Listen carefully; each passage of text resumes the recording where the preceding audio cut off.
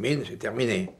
Si, par exemple, le jour que j'ai descendu au fond, on m'aurait dit, bon, ben, dans 40 ans, il ne va plus avoir de mine, jamais j'aurais cru que les houillères allaient disparaître un jour. C'était une tour imprenable, les houillères, c'était une forteresse du tonnerre. Sous le ciel lourd, le pays minier et avec lui la nation entière ont rendu l'hommage funèbre aux victimes de l'incompréhensible et terrible catastrophe de la fosse numéro 3. La cérémonie s'est déroulée devant la mairie de Liévin, dont le bâtiment blanc domine les corons et se détache sur le paysage caractéristique. Il fait froid sur la ville meurtrie. Pour respecter la volonté des familles, les obsèques de 11 des victimes se sont déroulées en privé. 31 cercueils sont donc alignés ce matin sur l'esplanade. Devant chaque catafalque, 6 mineurs en tenue de fond, combinaison bleu, casque blanc et lampe sur la tête. On ne l'a pas su, c'était un ouvrier qui travaillait à la fosse 3 qui a venu nous le dire à l'hôpital. Il nous a dit, vous savez, il n'y a plus de camarades, tout le monde est tué. Il n'y a que vous autres qui est là.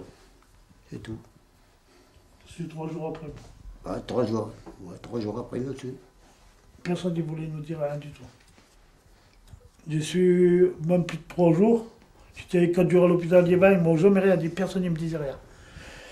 Il fallait que je voie à Lille, que je l'ai su à Lille, à l'hôpital de Lille, le service des brûlés, qui m'ont permis de regarder la cérémonie du jour de l'enterrement. Puis après, j'ai même pas tout regardé, après, au bloc, ils m'ont endormi pour me soigner.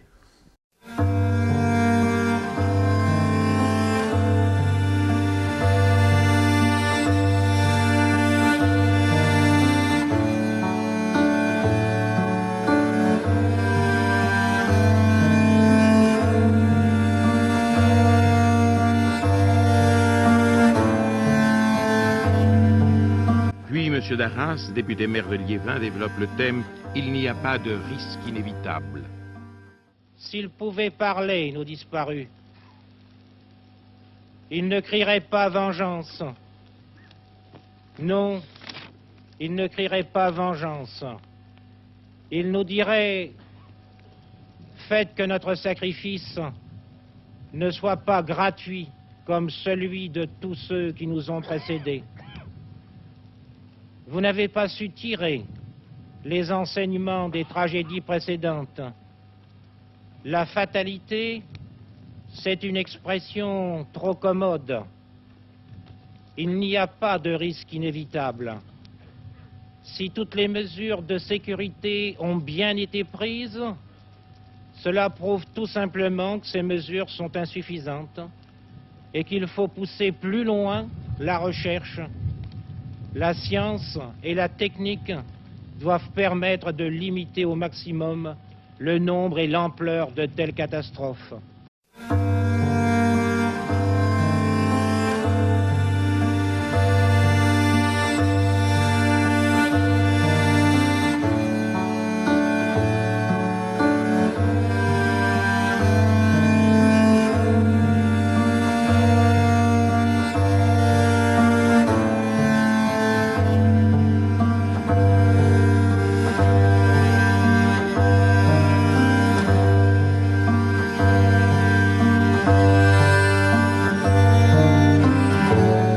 M. Chirac, au nom du gouvernement de la République, présente ses condoléances à ceux qui sont tellement éprouvés et dit « Toute la lumière sera faite ».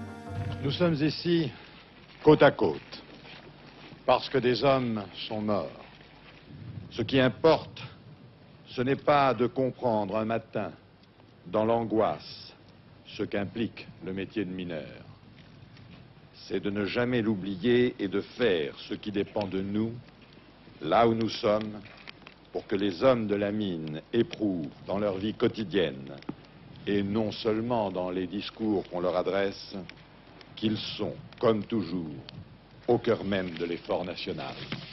Je vous dis que toute la lumière sera faite sur les conditions dans lesquelles la catastrophe de la fosse 3 s'est produite. Je vous dis que toutes les conséquences en seront tirées. Vous savez, il y a des paroles qui ont été dites le jour de l'enterrement de mon mari, qui me sont restées dans les oreilles. Toute la lumière sera faite. Cette lumière, elle n'a jamais été faite. Jamais. Quand on vient à la fin du procès, ils vont dire c'est un coup de poussier mou, ça veut rien dire du tout.